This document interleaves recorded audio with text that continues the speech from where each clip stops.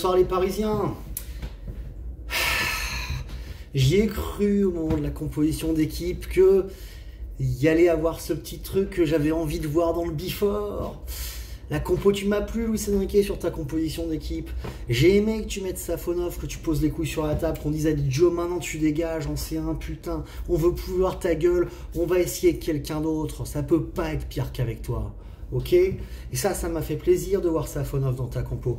Et derrière, l'idée de mettre 4 milieux de terrain pour essayer, quand ils sont dans notre camp, de se refermer autour de Goretzka, Kimmich, pour leur piquer la balle et lancer vite nos flèches devant Barcola, Dembélé. Je trouvais ça intelligent parce qu'on sait qu'ils sont meilleurs que nous, le Bayern de Munich, au milieu de terrain devant, et que de se renforcer au milieu de terrain à l'extérieur chez eux, ça me semblait être intelligent. Donc moi j'ai bien aimé cette composition d'équipe et j'ai été assez déçu une fois que le match commence de voir que malgré ça, les 20 premières minutes, on a pris le bouillon, les mecs. Les 20 premières minutes, on a pris le bouillon. Ils étaient chez nous, on avait du mal à ressortir les ballons.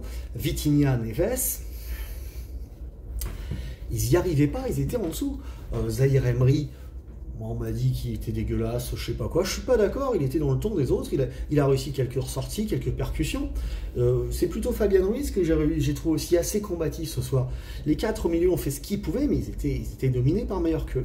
Donc pendant 20 minutes, tu as le Bayern qui domine, tu as Safonov qui se laisse pas surprendre sur le premier corner qui était bien tiré dans sa lucarne comme un direct rentrant. Je sais plus quel attaquant se retourne devant lui à la surface, il fait un bel arrêt. Tu te dis on est dedans, on arrive à sortir un petit peu enfin vers la 25e, la 27e. T'as Dembélé une première fois qui fait une incursion, ou qui fait une frappe écrasée. Mais derrière, t'as surtout cette belle frappe de Joao Neves, un moment qui revient sur un centre, je sais plus comment, mais qui passe pas loin du tout de la lucarne de Neuer. Et c'est dommage de ne pas la mettre celle-là.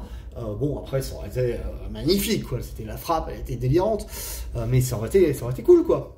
D'ouvrir le score, d'avoir un peu de chat, un peu de réussite. Et non, il a fallu que sur ce corner, à Safonov, tu nous fasses une Donnarumma. Il a fallu que tu nous fasses une Donnarumma. Ah, je sais, t'es gêné par Nuno Mendes, par Musiala, il touche un peu. Si c'est le gardien du Real Madrid, sans doute, qu'on appelle, on dit contact, Mais en vrai, tu te retrouves comme ça sur le corner, très mal positionné, parce que toi, tu manques d'autorité en poussant le mec, en disant monsieur l'arbitre, tac. Bon, après, t'es personne. C'est vrai que c'est pas facile quand t'es personne, avec ta gueule, ta queue de cheval, et tout ça. L'arbitre, il te prend pas au sérieux, il te regarde pas. Mais ce truc-là, il n'y a pas vraiment faute. Il te gêne, mais il n'y a pas vraiment faute. Et pour toi, Safonov, tu pouvais pas prendre un but normal. Là, je sais pas, Coman, il se retourne, bam, il te met une lulu. Harry Kane, il coupe une tête, tu peux rien faire, tu vois. Non, il faut qu'on prenne un but à la con encore. Encore, tu changes de gardien, le mec, il te fait la même. C'est une Donnarumma que tu nous fais là, putain. Alors pour moi, ça change rien. Je veux plus te voir Gigio jusqu'à Noël. Jusqu'à Noël, je veux voir si Safonov, il est capable d'être meilleur. S'il n'est pas capable, on verra en mercato d'hiver. Parce que bon, on va pas non plus, tu vois, se suicider. Mais il faut donner sa chance aux Russes. Et là, le Russe, même si tu t'es rattrapé un peu en fin de match en faisant des beaux arrêts, bah, je suis désolé, sur ce corner-là, il est pour ta gueule. Il est pour ta gueule. On n'a pas le droit de se prendre des buts comme ça. Voilà, alors après, tu as un 0. Bon, tu vas comme ça jusqu'à la mi-temps, début deuxième mi-temps. Tu fais une bonne entame. Tu as cette occasion de Dembélé qui frappe et les contrées, il se jette pour essayer de la récupérer. Et là, l'arbitre, tu nous niques le match. Il faut que tu nous niques le match. Moi, franchement, j'en ai plein le cul quand même, tu vois. Je veux dire, c'est pas possible, quoi. Merde. Même les Allemands. Je veux dire, le Bayern, c'est une équipe qui te nique pas d'habitude avec l'arbitrage, trop. Mais là, tu te fais... C'est pas possible de donner un rouge comme ça sur Dembélé, sur cette action-là, franchement. Moi, comme on n'a pas les audios dans le foot, on ne sait pas si en première mi-temps, il a dit à l'arbitre « Hey, sale fils de putain de ta mère, je vais te défoncer à la sortie du stade », ou s'il a dit « Monsieur l'arbitre, je ne sais pas s'il y avait faute, peut-être, est-ce que vous avez vu ?» Tu vois, on ne sait pas. Donc, évidemment, il lui met un jaune pour contestation. Il n'avait pas l'air agressif, Dembélé, sur ce truc-là, reculé, comme ça, il dit un truc, bon... On ne sait pas. Ça pourquoi il n'y a pas l'audio? C'est aussi pour carotte toujours, voilà. Les arbitres, on veut vous entendre parler. On aimerait bien comprendre ce qui se passe, quoi. Bon, il prend un jaune là-dessus. Et là, je suis désolé, putain, le mec, il tire dans la surface du Bayern Munich, il se jette pour la rattraper, il le touche pas ou à peine. Et pareil, avec la balle, il touche le ballon ou presque. Enfin, c'est très sévère de mettre un deuxième jaune. Et tu mets même pas un rouge direct, donc on peut même pas checker la VAR. T'as pas le droit de checker la VAR sur le jaune comme par hasard. T'as besoin de le niquer le match à ce moment-là. Ils sont pas tranquilles, les Bavarois, ils étaient pas meilleurs que nous déjà. C'était pas compliqué pour le PSG suffisamment de revenir à un partout à 11 contre 11. Alors il a fallu qu'on soit à 10. Alors à 10 on n'a pas été ridicule, mais bon, le Bayern, ils nous ont attendus, ils nous ont contrôlés. Après, t'as fait rentrer Lee, t'as fait sortir les trucs, voilà, tout ça. Bon, maintenant, assez parlé du match, on n'a pas réussi à revenir. On perd 1-0 en Bavière. C'est pas ce match-là qu'on était censé gagner notre tableau de match. Il fallait gagner à Eindhoven, et il fallait essayer de prendre un point contre l'Atlético Madrid. C'était ça qu'il fallait faire, les Parisiens. Bon, maintenant, Salzbourg et Stuttgart chez eux, il va falloir gagner. Et contre City, ce serait bien de prendre un point. Voilà. Et bon, bah City, tu les as pas joués là cette semaine, qui sont complètement en perdition, ils sont pas capables de taper le Feyenoord. Quand tu les joueras en janvier, ils seront mieux. Voilà, ils seront mieux. Ce sera peut-être le Bayern en crise en janvier, tu vois. Non, cette année, t'as pas de réussite, les Parisiens. Mais je vais quand même m'occuper de vous un peu un par un. Là, j'ai fait une petite parenthèse Safonov au début. Moi, j'ai dit ce que j'avais à dire. Safonov, t'as pas le droit de te le prendre, ce but-là. Mais bon, moi, je veux bien te donner ta chance jusqu'à Noël. L'autre, il m'a trop saoulé. Marquinhos, Pacho, vous avez fait un bon match. Hakimi, Nuno Mendes, vous avez fait ce que vous avez pu aussi. Nuno, en première mi-temps, tu m'as quand même agacé parce que tu étais souvent léger dans les contacts et tout ça. Mais toutes les percussions, elles viennent quand même beaucoup de toi. Et je suis désolé, Kimmich, en fin de match, quand il te pète sur la ligne de ressortie, parce que ça fait 3 fois que tu les énerves à essayer de les passer comme ça et que ça passe, et que le mec il perd ses nerfs, il vient te déchirer, après on voit un plan sur ton genou, t'es tout ouvert, mec. Et là, l'arbitre qui a pas de carton jaune. Pourquoi il n'y a pas de carton jaune sur Nuno Mendes là? Alors que Dembélé touche personne, il prend un rouge qui nous nique le match, putain. Et probablement la qualif, même si ce soir c'est normal de perdre à Munich, mais tu vois, un petit match nul ce soir, ça t'aurait fait du bien, quoi, tu vois. Non, là, tu le siffles pas, ça, l'arbitre. Au milieu de terrain, moi je l'ai dit déjà un peu avant, Vitinha, Nuno Mendes, Zaïre Emery, Ruiz ont été dominés par le Bayern de Munich, mais ont quand même réussi quelques belles sorties. Fabien Ruiz, il a son tracteur au cul, mais il ressort 1 ou 2 belles balles. Vitinha, il tente d'organiser, mais bon, physiquement, il a du mal à s'imposer. João Neves, pareil, mais les 2 ou 3 frappes qui sortent, elles viennent de lui. Non, le problème, il est devant. Le problème aujourd'hui, il est devant dans les buts, parce que Safonov, il te fait une Gigio, mais quand même, par ailleurs, il fait quelques beaux arrêts. L'autre, il en prend peut-être 3, tu vois. Donc, bon. Mais devant, le PSG, t'as pas d'attaquant de classe mondiale. Putain, les gars, on le sait, depuis le mercato. T'avais Kylian Mbappé l'année dernière. Kylian Mbappé, qui était le meilleur joueur du monde il y a 2 ans. Qui était déjà déclinant l'année dernière, il était moins bien, il n'arrivait plus, il n'avait plus de coup de rein. Mais c'était quand même un tueur dans la surface. Il faisait peur aux attaquants, il libérait de l'espace pour les autres. Tu vois, là, vu que t'as pas d'attaquant de classe mondiale, Luis Enrique, t'es obligé de jouer qu'il y a 2 attaquants. T'as voulu, tu vois, t'as un peu fait une gallier. On a un peu dû changer notre système pour s'adapter parce qu'on n'est pas assez fort devant.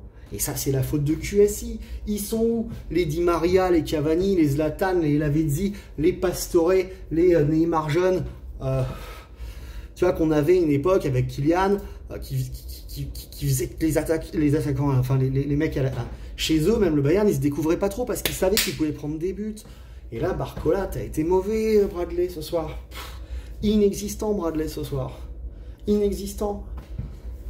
T'as pas passé quelqu'un, t'as pas fait des bons appels, t'as pas été bon.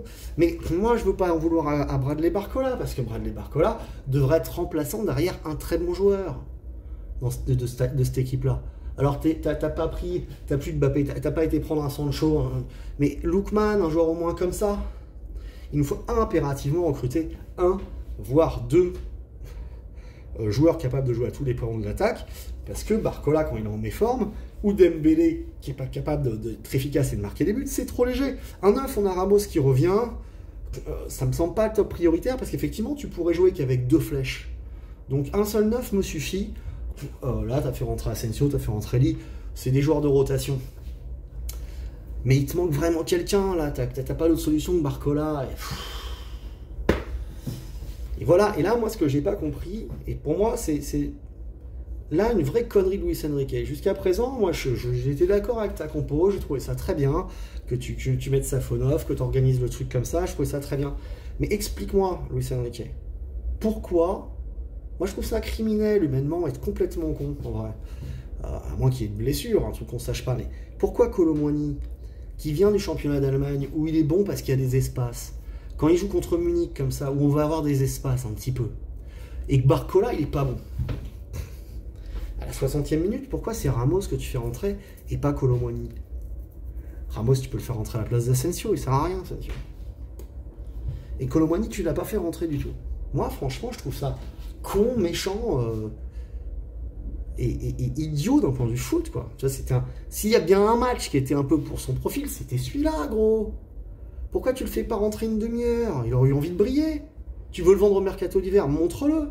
Tu vois, là-dessus, t'es con, Luis Enrique. Je suis désolé de te le dire, mon bonhomme. Ah non, là-dessus, t'es con, quoi, tu vois. Là-dessus, tu me donnes envie de bédave. Ah ouais. Putain. Tu te rends compte qu'on va pas se qualifier, Luis Enrique? On va pas se qualifier. Ah, je suis bon, moi, il a dit en conférence de presse. Eh, mais tu me fais marrer, moi, j'aime bien beaucoup de choses que tu dis.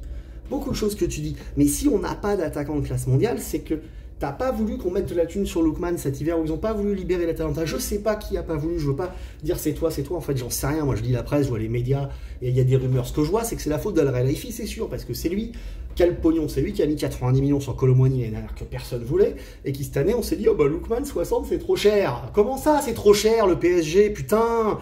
Comment tu veux gagner la Ligue des Champions si t'as pas de Di Maria, de Cavani, tout ça? Mais je te parle même pas de gagner les champions, je te parle de se qualifier. Au moment du tirage au sort, on a vu que ça allait être compliqué. Bah c'est compliqué, évidemment c'est compliqué. Et ça, c'est quand même votre faute, les gars, Campos, Luis Enrique et tout ça. Moi, j'en veux pas à Barcola ou à Désiré Doué de pas être très bon, quoi. Je vous en veux à vous d'être passé de Cavani, Mbappé, Neymar, Di Maria, Pastore en 2017 à en 2024, Kolo Muani, Barcola, Désiré Doué, Ousmane Dembélé, Gonzalo Ramos. Enfin, je veux dire, tu vois l'écart de palmarès entre ces joueurs-là? Tu manques de classe mondiale, tu manques d'attaquants qui percutent. C'est pas qu'on a beaucoup vu Harry Kane et Moussiala, tout ça, ce soir, parce que t'as fait un bon match, le PSG, globalement. Mais tu perds 1-0. Alors, c'est une défaite que je trouverais quand même un peu encourageante, parce que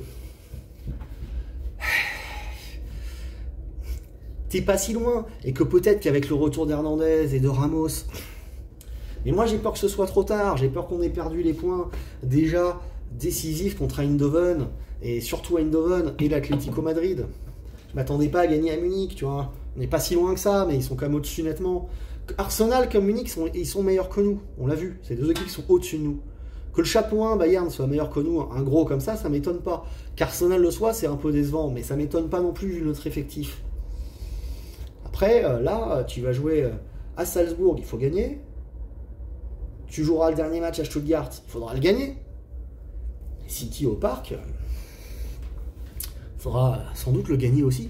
Ou au moins être capable de prendre un point. Et au milieu de terrain, j'ai peur de me rendre compte que c'est vrai que nos gabarits petits comme ça, on a quand même du mal face aux Allemands, face aux Anglais. Donc c'est pas gagné le PSG. Voilà, je suis pas dégoûté, hein, c'est pas ce match-là qu'il fallait gagner. Mais ça reste mal embarqué.